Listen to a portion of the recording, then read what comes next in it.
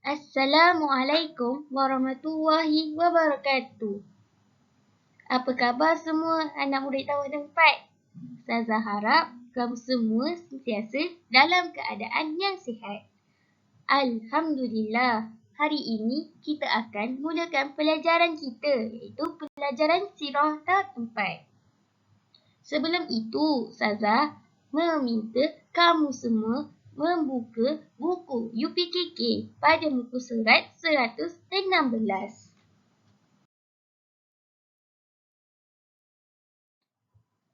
Pelajaran yang pertama yang bertajuk Pelantikan Nabi Muhammad SAW sebagai Rasul. Hari ini kita nak tahu bagaimana permulaan kisah Nabi Muhammad dilantik sebagai Rasul.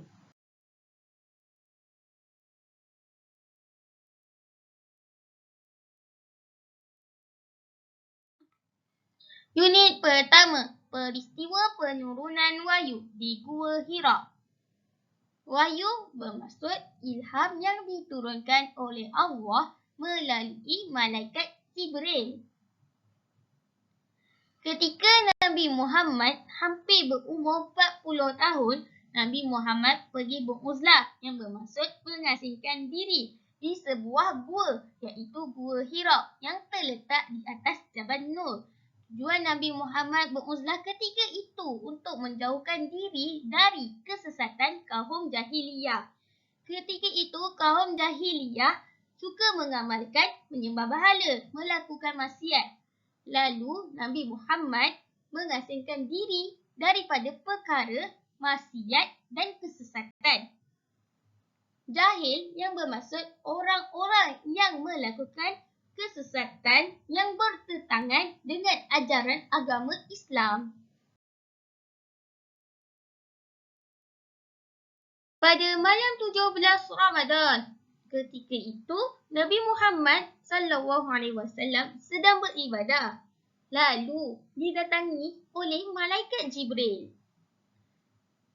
Malaikat Jibril menyuruh Nabi Muhammad Iqra yang bermaksud bacalah. Akan tetapi Nabi Muhammad menjawab, Ma ana biqari yang bermaksud aku tidak tahu membaca. Lalu malaikat Jibril memeluk baginda dengan kuat sehingga Nabi Muhammad berasa sangat lemas. Lalu dilepaskan. Kemudian diulang lagi sebanyak 3 kali. Malaikat Jibril peluk, kemudian Nabi Muhammad berkata, aku tidak tahu membaca, maka dilepaskan. Kemudian peluk, kemudian dilepaskan. Diulang-ulang sebanyak 3 kali. Malaikat Jibril menyuruh Nabi Muhammad membaca surah A'la.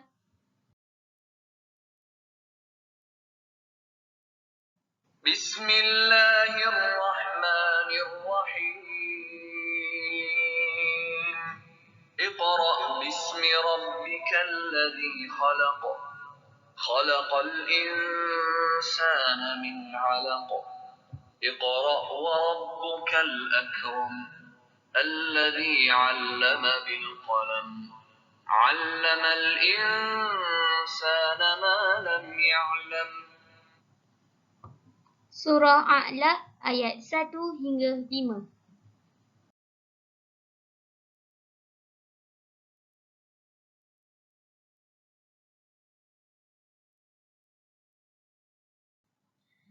Selepas peristiwa itu, iaitu selepas peristiwa Nabi Muhammad didatangi oleh malaikat Jibril di Gua Hira, baginda terus pulang ke rumah dengan perasaan yang sangat takut dan gemetar kerana ketika itu Nabi tidak tahu yang berjumpa baginda adalah malaikat Jibril. Nabi Muhammad menyuruh isterinya. Siapa isterinya? Iaitu Sayyidatina Khadijah. Sayyidatina Khadijah melihat keadaan Nabi Muhammad sebegitu, lalu Sayyidatina Khadijah menyelimutkan baginda. Dalam keadaan ketakutan, Sayyidatina Khadijah cuba memujuk dan menenangkan Nabi Muhammad SAW.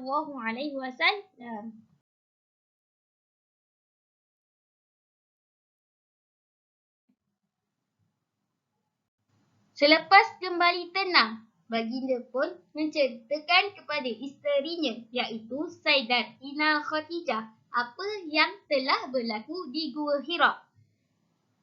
Setelah tenang, Sayyidatina Khadijah membawa Nabi Muhammad SAW berjumpa Waraqah bin Nawfal iaitu sepupu Khadijah. Waraqah bin Nawfal merupakan seorang penganut agama Nasrani dan mengetahui tanda-tanda kerasulan. Waraqah bin Nawfal pun menjelaskan bahawa baginda telah didatangi oleh malaikat Jibril dan dilantik menjadi rasul. Jadi sebelum ni Nabi Muhammad tidak tahu siapa yang datang kepadanya. Rupa-rupanya yang datang kepadanya iaitu malaikat Jibril yang membawa wahyu pertama untuk Nabi Muhammad SAW.